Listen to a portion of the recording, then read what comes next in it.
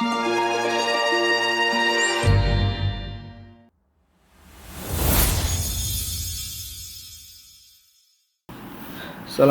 warahmatullahi wabarakatuh. Pada video ini kita akan membahas tentang tujuan evaluasi pembelajaran, kemudian fungsi evaluasi pembelajaran, dan juga prinsip dari evaluasi pembelajaran. Yang pertama, tujuan dari evaluasi pembelajaran atau evaluasi pendidikan. Tujuan dari evaluasi pembelajaran secara umum adalah untuk mengetahui keefektifan dan efisiensi sistem pembelajaran, baik yang menyangkut tentang tujuan, materi, metode, media, sumber belajar, lingkungan maupun sistem penilaian itu sendiri. Secara umum, tujuan evaluasi pembelajaran ini diantaranya adalah untuk selection atau untuk menyeleksi peserta didik. Atau tujuan lain dari evaluasi pendidikan adalah placement, yaitu untuk penempatan. Jadi seorang guru atau suatu lembaga pendidikan dapat melakukan sebuah evaluasi pendidikan atau evaluasi pembelajaran dengan tujuan untuk menyeleksi siswa, menempatkan siswa, mendiagnosis atau mendiagnosa kompetensi siswa, atau untuk mengulang materi-materi pembelajaran yang sudah dilakukan.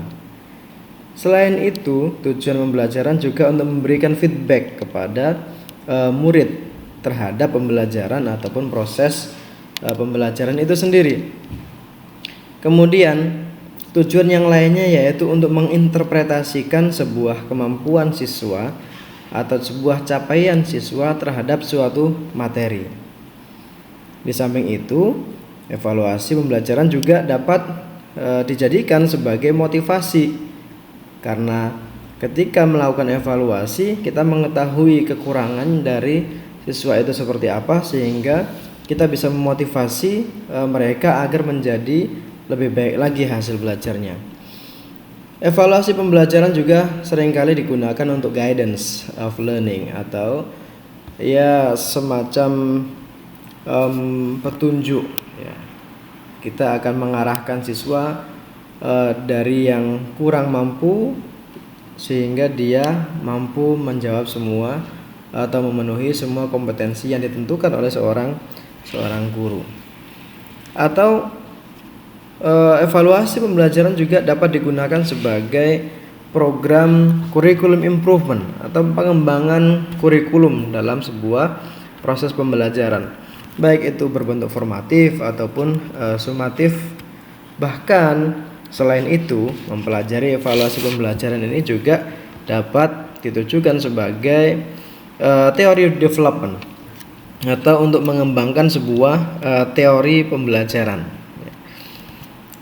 Kemudian fungsi dari evaluasi pembelajaran diantaranya adalah dapat dijadikan perbaikan dan juga untuk pengembangan sebuah sistem pembelajaran yang meliputi tujuan, materi, metode, media pembelajaran, sumber belajar, lingkungan pembelajaran, guru pengajar, serta kualitas peserta didik. Artinya, evaluasi harus diarahkan kepada semua komponen pembelajaran, bukan hanya fokus kepada hasil belajar. Jadi, ketika kita mempelajari evaluasi pembelajaran, sejatinya kita sedang membuat rumusan bagaimana kita mengevaluasi sebuah program pembelajaran, mulai dari hal-hal yang kecil hingga hal-hal yang besar dalam aspek pembelajaran itu sendiri. Paling tidak ada 4 fungsi evaluasi pembelajaran yang bisa kita pelajari. Yang pertama adalah fungsi formatif. Fungsi formatif tujuannya adalah untuk memberikan umpan balik kepada guru untuk memperbaiki proses pembelajaran secara umum. Yang kedua yaitu fungsi sumatif. Fungsi sumatif adalah Fungsi yang dimana untuk menentukan nilai atau angka hasil belajar peserta didik pada suatu mata pelajaran tertentu. Fungsi yang ketiga yaitu fungsi diagnostik, yaitu untuk memahami latar belakang secara psikologis, fisik, lingkungan peserta didik. Yang keempat adalah fungsi penempatan, placement, yaitu untuk menempatkan peserta didik di dalam sebuah situasi pembelajaran yang sesuai dengan kemampuannya. Contoh seperti kelas matrikulasi. Peserta kelas matrikulasi merupakan mahasiswa ataupun siswa yang membutuhkan pembelajaran lebih intensif daripada kelas reguler. Artinya, hasil evaluasi mengatakan atau menunjukkan bahwasanya mereka kelas matrikulasi itu adalah mahasiswa yang masih memerlukan pembinaan dalam pembelajaran sehingga dapat menyesuaikan kemampuannya dengan kelas yang reguler. Selanjutnya yaitu prinsip evaluasi. Paling tidak kita akan membatasi prinsip evaluasi ini ke dalam 5 prinsip utama. Yang pertama adalah prinsip kontinuitas. Evaluasi pembelajaran artinya harus dilakukan secara kontinu, terus-menerus, tidak hanya sekali dilakukan kemudian selesai. Tidak, tetapi evaluasi pembelajaran harus dilakukan berkala, baik itu tes yang bersifat setiap pertemuan kemudian dites, ataupun mingguan, ataupun bulanan, atau per semester, atau bahkan mungkin tahunan. Yang terpenting adalah dilakukan secara kontinu, itu prinsipnya. Prinsip yang kedua adalah objektif. Evaluasi pembelajaran dilakukan harus secara objektif. Kita tidak bisa memihak, oh ini anaknya kepala sekolah, oh ini anaknya bapak rektor, kemudian kita memberikan nilai yang lebih tinggi. Itu tidak diperbolehkan dalam evaluasi pembelajaran, karena itu akan menghasilkan evaluasi yang tidak objektif. Prinsip yang ketiga yaitu komprehensif. Komprehensif artinya menyeluruh. Evaluasi pembelajaran dilakukan secara menyeluruh, baik mencakup media pembelajaran, materi pembelajaran, strategi pembelajaran, hingga hasil pembelajaran atau nilai itu sendiri. Prinsip yang keempat adalah prinsip kooperatif. Ada feedback dan lain sebagainya dari guru, ada survei keberhasilan dalam pembelajaran dan lain sebagainya.